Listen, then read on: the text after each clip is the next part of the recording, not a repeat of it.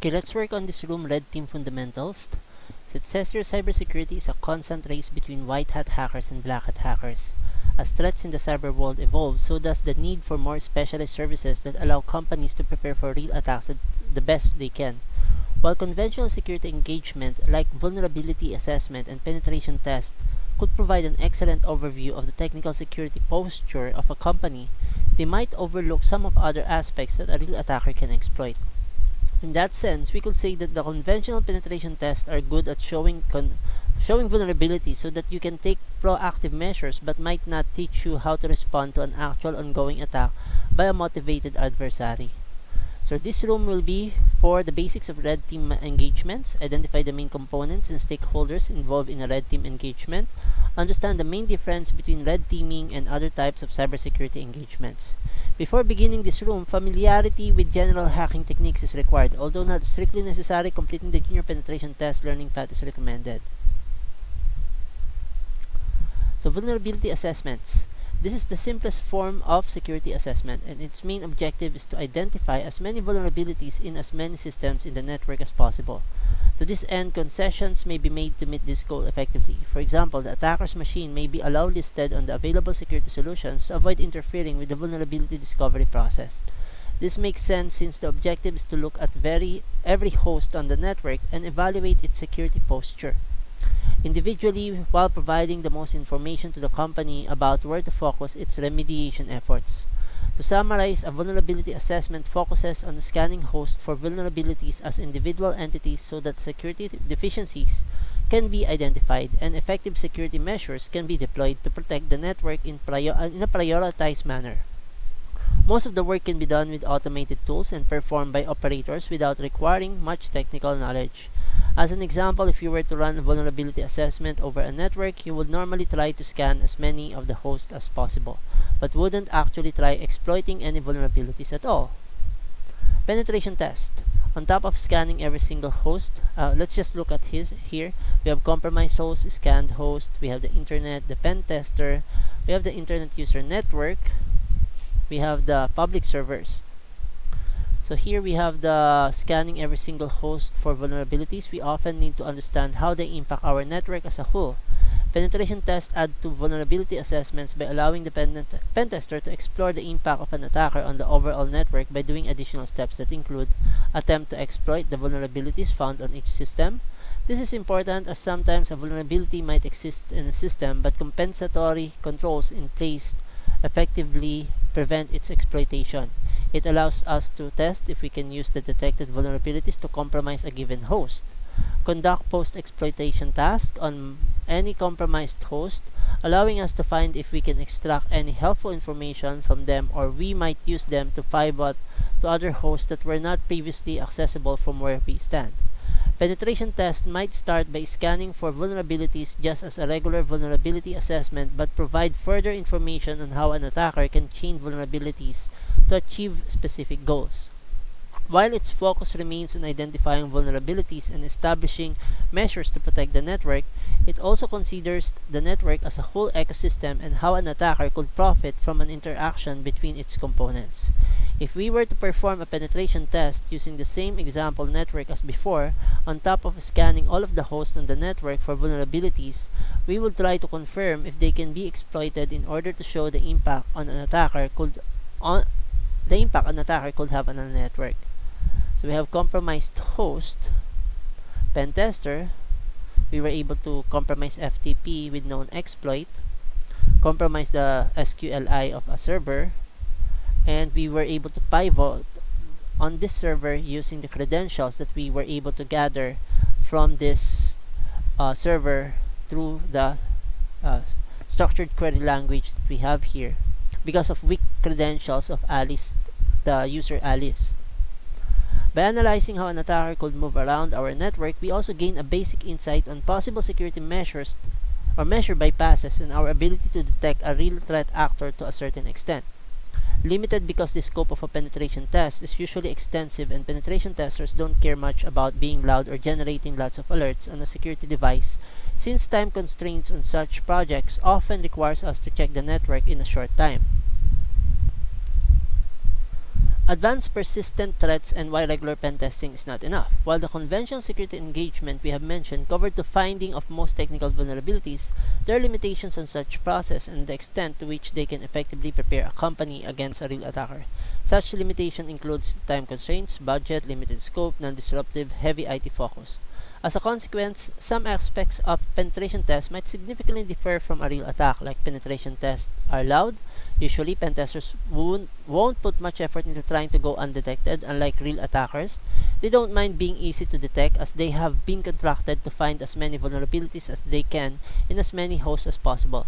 Non-technical attack vectors might be overlooked. Attacks based on social engineering or physical intrusion are usually not included in what is tested.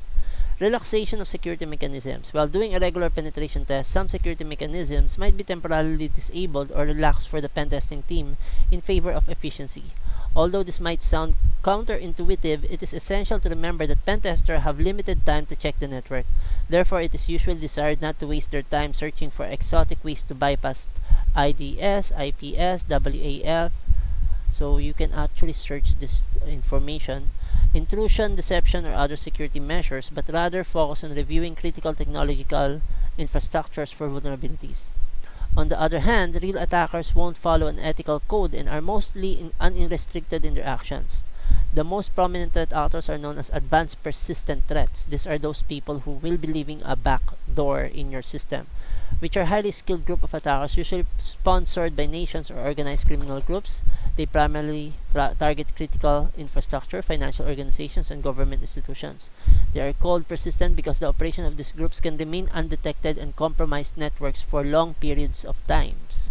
If a company is affected by an APT, would it would would it be prepared to respond effectively? Could they detect the methods used to gain and maintain access on their networks if the attacker has been there for several months? What if the initial access was obtained because John at accounting opened a suspicious email attachment?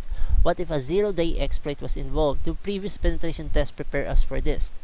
To provide a more realistic approach to security, red team engagements were born. Would vulnerability assessment prepare us to detect a real attacker on our networks?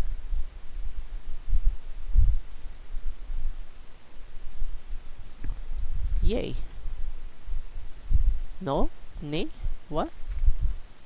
During a penetration, are you connected about being detected by the client? Are you... nay. Highly organized groups of skilled... This is advanced... persistent threats. Red team engagements. To keep up with the emerging threats, red team engagements were designed to shift the focus from regular penetration tests into a process that allows us to clearly see our defensive team's capabilities at detecting and responding to a real threat actor. They don't replace traditional penetration tests, but complement them by focusing on detection and response rather than prevention. Red teaming is a term borrowed from the military. In military exercises, a group will take a role of a red team to simulate attack techniques to test the reaction capabilities of a defending team, generally known as the blue team, against known adversary strategies. Translated into the world of cybersecurity, red team engagement consists of emulating a real threat actor's tactics, techniques, and procedures, so that we can measure how well our blue team responds to them and ultimately improve any security control in place.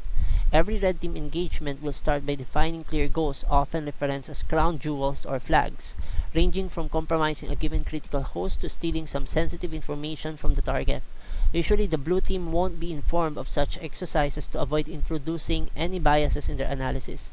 The red team will do everything they can to achieve the goal while remaining undetected and evading any existing security mechanisms like firewalls, antivirus, EDR, IPS, and others. Notice how on a red team engagement, not all of the hosts on a network will be checked for vulnerabilities. A real attacker would only need to find a single path to its goal and is not interested in performing noisy scans that the blue team could detect. Taking the same network as before on a red team engagement where the goal is to compromise the internet server, we would want to plan for our way to reach our objective while interacting as little as possible with other hosts. Meanwhile, the blue team's capacity to detect and respond accordingly to the attack can be evaluated. So here we have a red team pen tester. We compromise Bob's PC, and then we were able to access intranet with credentials found on Bob's email. So there's logs, logs, and logs if we try to go and scan through the server here. But instead, we did a social engineering attack using an email on Bob, using a phishing, perhaps a phishing email uh, access to a weak link in the organization, and that is Bob. It's important to note that the final objective of such exercises should never be for the red team to beat the blue team, but rather simulate enough tactics, techniques, and procedures for the blue team to learn to react to real ongoing threat adequately. If needed, they could tweak or add security controls that help to improve their detection capabilities. Red team engagements also improve on regular penetration tests by considering several attack surfaces. Technical infrastructure, like in a regular penetration test, a red team will try to uncover technical vulnerabilities with a much higher emphasis on stealth and evasion. Social engineering, targeting people through phishing campaigns, phone calls, or social media to trick them into revealing information that should be private. Physical intrusion, using techniques like lockpicking, RFID cloning, exploiting weaknesses in electronic access control devices to access restricted areas of facilities. Depending on the resource available, the red team exercise can be run in several ways. Full engagement, which will simulate an attacker's full workflow from initial compromise until final goals have been achieved. Assume breach, start by assuming the attacker has already gained control over some assets and try to achieve the goals from there. As an example, the red team could receive access to some users' credentials or even a workstation in the internal network. Tabletop exercise, and over the table simulation where scenarios are discussed between the red and blue teams to evaluate how they will theoretically respond to certain threats, ideal for situations where doing live simulations may be complicated. Or flags or crown jewels. Let's just copy this.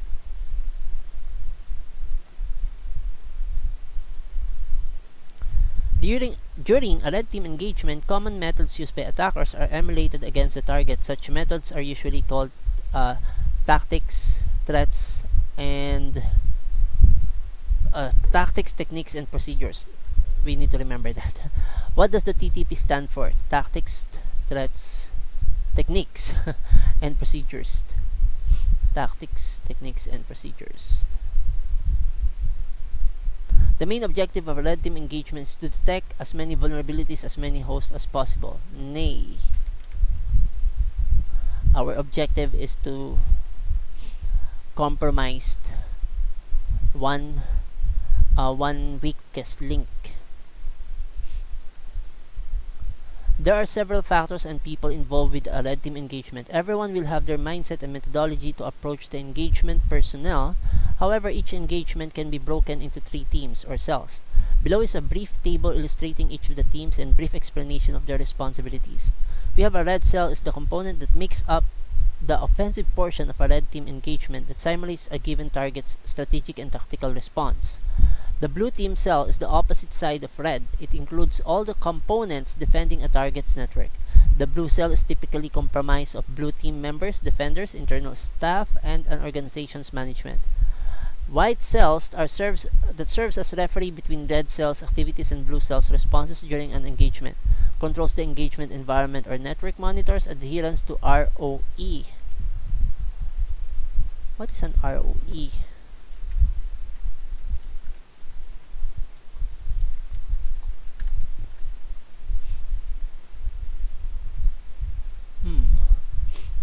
Coordinates activities required to achieve engagement goals, correlates red cells' activities with defensive actions, ensures the engagement is conducted without bias to either side. ROE white cells in a red team. What does that mean? Okay, so there's this roles of engagement. Okay, that means roles of engagement. Definition of source from redteam.guide. Okay. These teams or cells can be broken down further into an engagement hierarchy. So we have the trusted agent, white cell, red cell lead, blue cell lead, red cell assistant lead, red cell operators, red cell analyst, blue cell lead.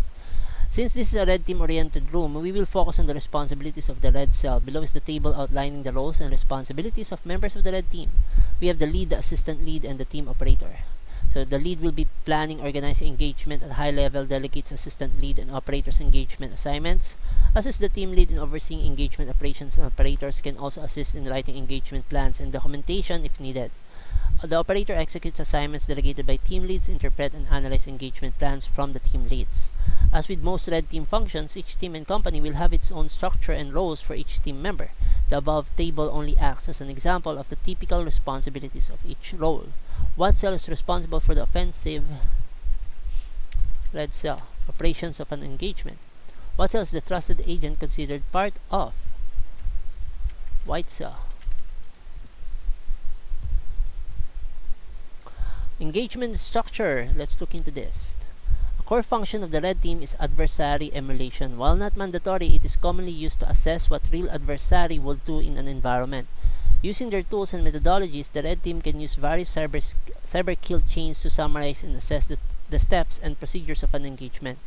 The blue team commonly uses cyber kill chains to map behaviors and break down an adversary's movement. The red team can adapt this idea to map adversary or tactics, techniques, and procedures to components of an engagement. Many regulations and standardization bodies have released their cyber kill chain. Each kill chain follows roughly the same structure, with some going more in depth of defining objectives differently. Below is a small list of standard cyber kill chains. We have Lockheed Martin cyber kill chain, Unified kill chain, Varonis cyber kill chain, Active Directory attack cycle, man in the middle RE, Mitre attack framework. In this room, am I correct? So we'll do some research about this later.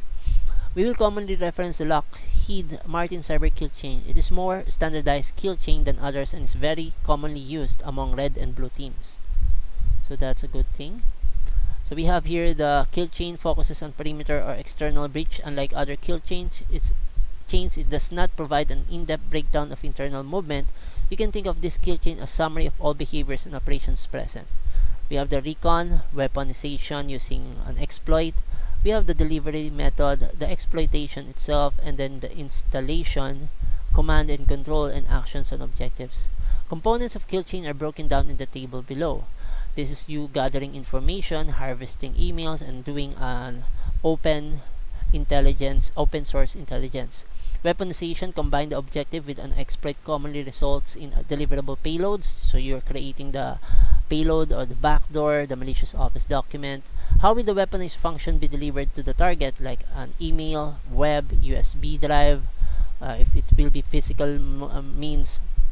Exploitation the target system to execute code. So we have MS-17, Zero Log, and etc. Install malware or other tooling, Mimikatz, Rubius, etc. Control the compromised assets from a remote central controller like Empire, Cobalt Strike, and so on. Any end objective ransomware data exfiltration, etc. Actions on objectives like Conti, Lockbit 2.0, etc. If an adversary deployed Mimikatz on a target machine, where will they be placed in the Lockheed Martin cyber kill chain? That will be installation. What?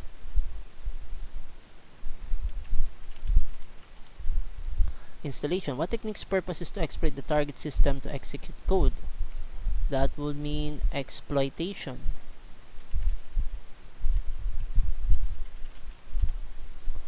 Overview of a red team engagement. All the things we have discussed come together when performing a red team engagement. To better understand how components and stakeholders interact, we'll analyze a simplified engagement example. Navigate to the green view site example here to continue, and notice how the cyber kill chain naturally aligns with the exercise. We start with a recon phase, where we gather as much intel as we can about the target, followed by weaponization and delivery by sending a phishing email with a malicious attachment, continued by exploitation and installation phases when using local exploit to elevate privileges on Bob PC, and then installing tools on a compromised host to dump password hashes and perform lateral movement to finish with actions and objectives, where a connection to our target is finally made. So if we try to run through this, white and red teams will define goals that align with business scenarios. Blue team is usually not informed at this stage about the exercise, as we want to analyze their natural response against an attack. So red and white teams define the goals of the exercise. Access the transactional database of the bank.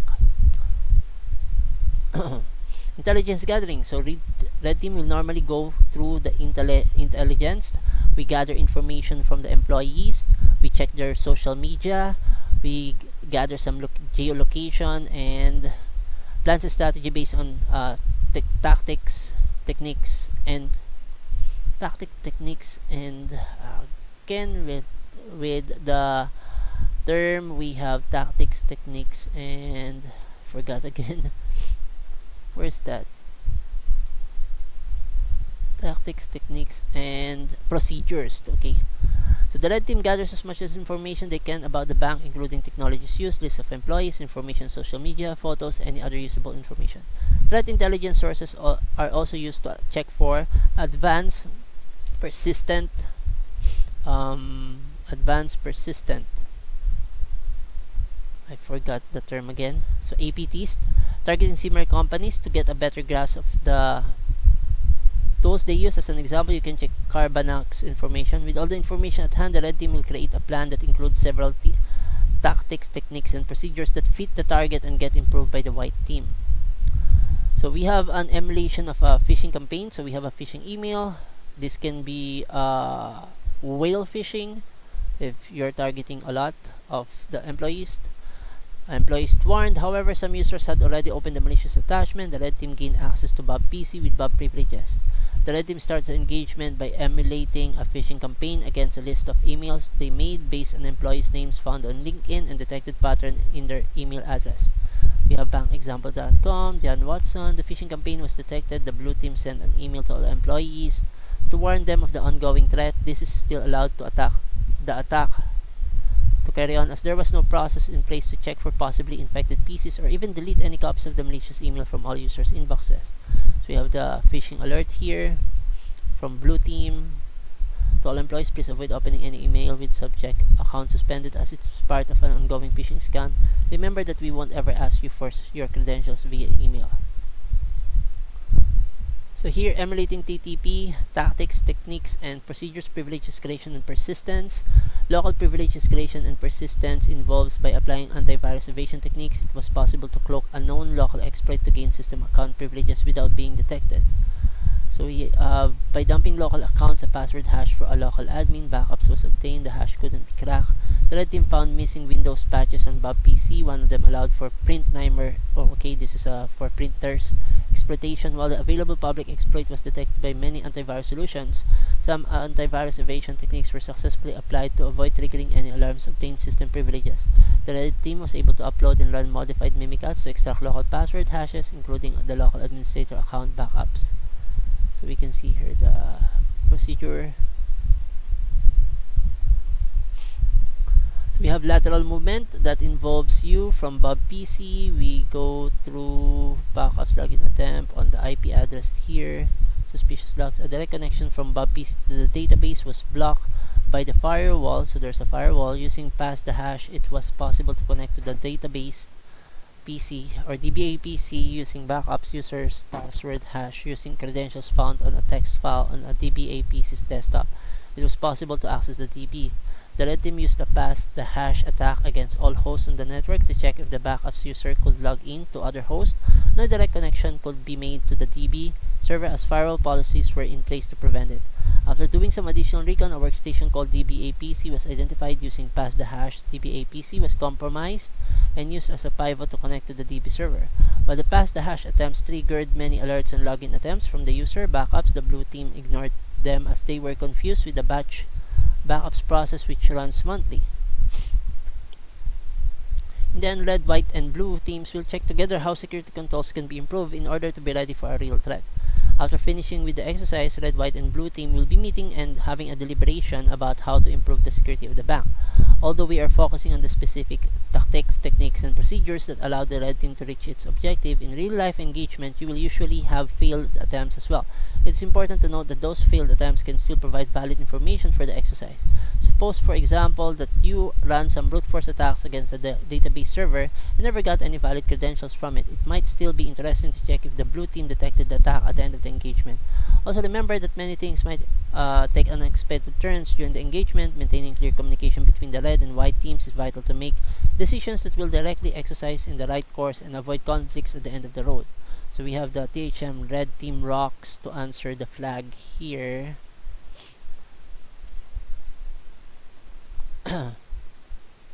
A simplified overview of red team engagements has been provided in this room.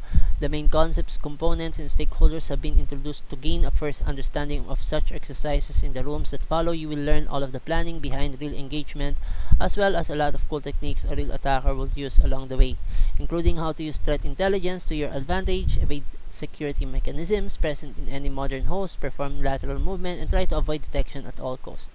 So we were able to finish the room. Nice. So that's a total of 20-minute lecture discussion, and we're done for this room. Nice room for red team fundamentals.